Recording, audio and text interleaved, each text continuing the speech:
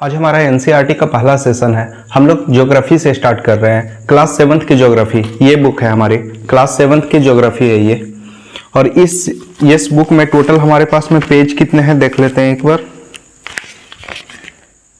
75 page, total 75 page है इस book में।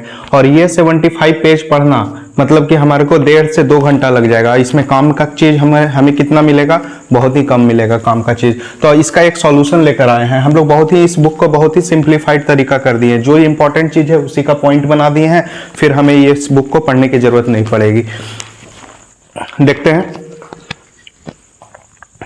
सबसे फर्स्ट पॉइंट है हमारा 5 जून। 5 जून को हम लोग क्या करते हैं, वर्ल्ड इन्वायरमेंट डे सेलिब्रेट करते हैं। सेकंड पॉइंट है क्रस्ट।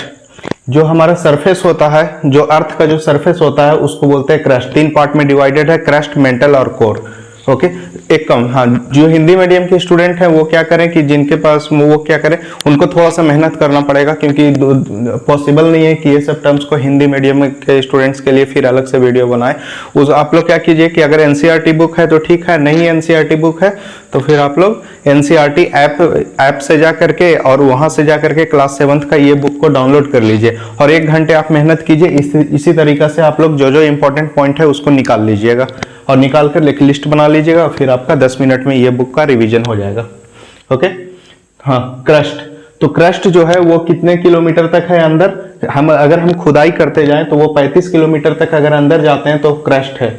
और ये क्रस्ट में क्या पाया जाता है, मेटल, तो वो है सिलिका और एल्युमिनियम। इंपॉर्टेंट है।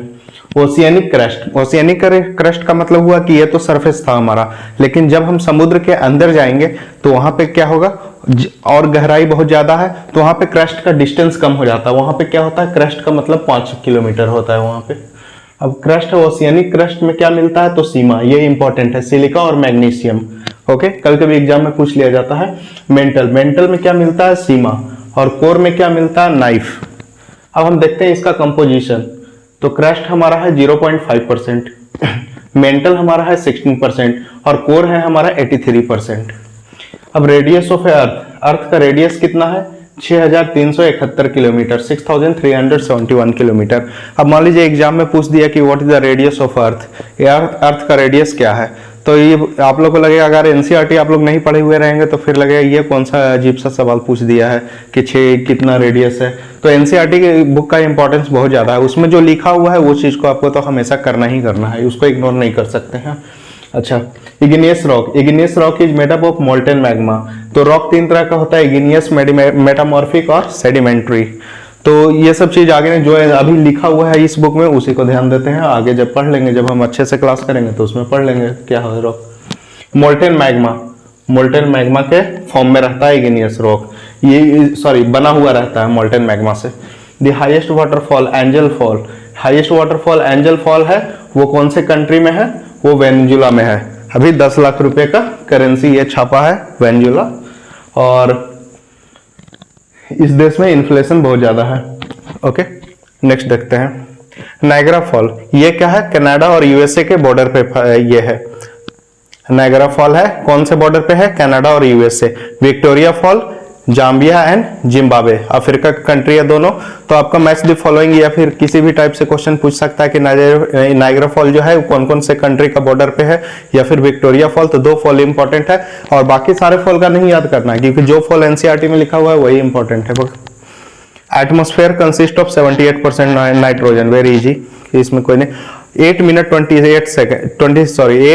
26 सेकेंड, मतलब 8 मिनट 26 सेकेंड लगता है सूर्य को रोशनी को ये जमीन पे पहुंचने में, अर्थ पे पहुंचने में। 22 मार्च वर्ल्ड वाटर डे, इंपॉर्टेंट है। और यहाँ पे क्या दिखाया गया, यहाँ पे टोटल कंपोजिशन हम लिखे हैं वाटर का। तो ओशियन में जो वाटर है, सॉल्ट वाटर, नमकीन पानी जो है 97.3% है, और बाकी जो है स्वच्छ पानी है। तो आइस कैप के फॉर्म में स्वच्छ पानी जो है वो कितना है, 0.2%। ग्राउंड वाटर के फॉर्म में कितना है, 0.68%। फ्रेश वाटर लेक के फॉर्म में 0.009%। Inland sea and salt lake के में 0.009%। एटमॉस्फेयर में 0.0019% और रिवर में 0.0001%, सबसे कम रिवर में।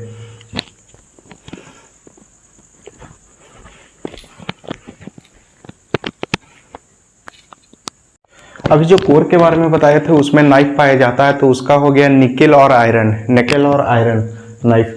अब यहाँ पे देखिए, warm ocean current originate near equator and move towards pole. अब जैसे ये अर्थ है, तो अर्थ में क्या है, ये इक्वेटर है, और यहाँ पे क्या होगा, वार्म ओशियन करंट यहाँ पे बनेगा, और यहाँ से कहाँ मूव करेगा, ये पोल की ओर। ओके, ये हो गया। तो warm ocean current originate near equator और move towards pole. Tropical grassland names. अब यहाँ पे कुछ इंपॉर्टेंट, ये वेरी इंपॉर्टेंट है। ट्रॉपिकल ग्रासलैंड का नाम दे दिया जाता है और वो मैच द फॉलोइंग में दिया जाता है, या फिर डायरेक्ट पूछ लिया जाता है कि वो कौन से कंट्री का है। तो जैसे ईस्ट अफ्रीका है तो उसका सवाना हो गया, ब्राजील है तो ब्राजील का कैंपस हो गया, उसका वेनेजुला है, उसके बाद लैनोस हो गया इसका टेम्परेट ग्रासलैंड। तो ये ट्रॉपिकल ग्रासलैंड क्या होता है, टेम्परेट ग्रासलैंड क्या होता है, ज्योग्राफी का जब मेन कोर्स होगा उसमें हम लोग देख लेंगे, लेकिन ये नाम इंपॉर्टेंट है, नाम को ध्यान रखना है। अर्जेंटीना का पैम्पास हो गया, नॉर्थ अमेरिका का प्रेराइट हो गया, साउथ अमेरिका का वेल्ड हो गया, सेंट्रल एशिया का स्टेपी हो गया, ऑस्ट्रेलिया का डाउन हो गया। तो ये हो गया हमारा वेरी इंपॉर्टेंट, और ये भी हो गया वेरी इंपॉर्टेंट, इसको बार बार रिवीजन कर लेना देख के। नेक्स्ट है हमारा मनाली ले हाईवे क्रॉसेस 4 पासेस। तो ये 4 पास से हमारा मनाली ले हाईवे क्रॉस होता है। ये 4 पास का इंपॉर्टेंट है, ये नाम ध्यान में रखना, क्योंकि एनसीईआरटी में जो भी मेंशन है बस वो इंपॉर्टेंट है।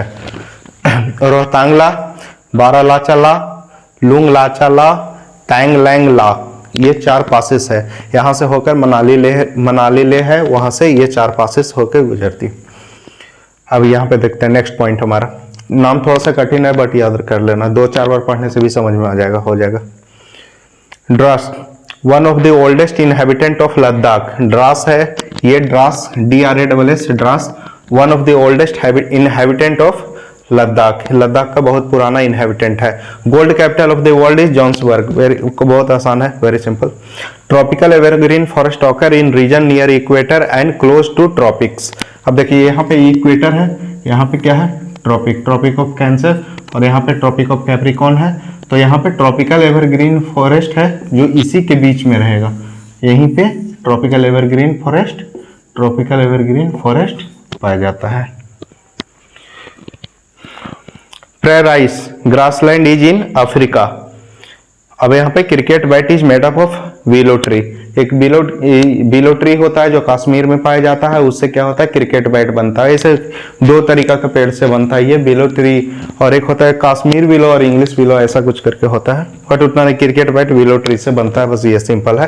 तो देखिए ये हमारा हो गया क्या, क्लास 7th का जो हमारा ज्योग्राफी है, ये ज्योग्राफी का बुक को हम लोग इतना पॉइंट वाइज बना करके, इतना सिंप्लीफाइड में, और इसमें जितना भी पैराग्राफ में बहुत सारे चीज 3 पेज 4 पेज हम लोग पढ़ते हैं, 4 पेज के बाद एक इंपॉर्टेंट पॉइंट मिलता है, तो वो 4 पेज हमारा पढ़ने में जो टाइम वेस्ट हुआ, तो उससे बचने के लिए ये हमारा कर लिए हैं। और जब आपका एग्जाम होगा, नजदीक एग्जाम रहेगा, उस टाइम ये आपका सबसे बेनिफिशियल रहेगा। उसमें क्या होगा कि आप 5 मिनट में क्लास 7th का रिवीजन कर लिए, आप 5 मिनट में क्लास 8 का कर लिए। तो इस टाइप से अभी ज्योग्राफी का हमारा सेशन स्टार्ट हो गया, क्लास 7th खत्म हो गया, नेक्स्ट हमारा क्लास 8 रहेगा। इस टाइप से 12th तक का ज्योग्राफी हमारा खत्म हो जाएगा, तो फिर हम लोग एनसीईआरटी का नेक्स्ट सब्जेक्ट में एंट्री करेंगे। चलिए, थैंक यू।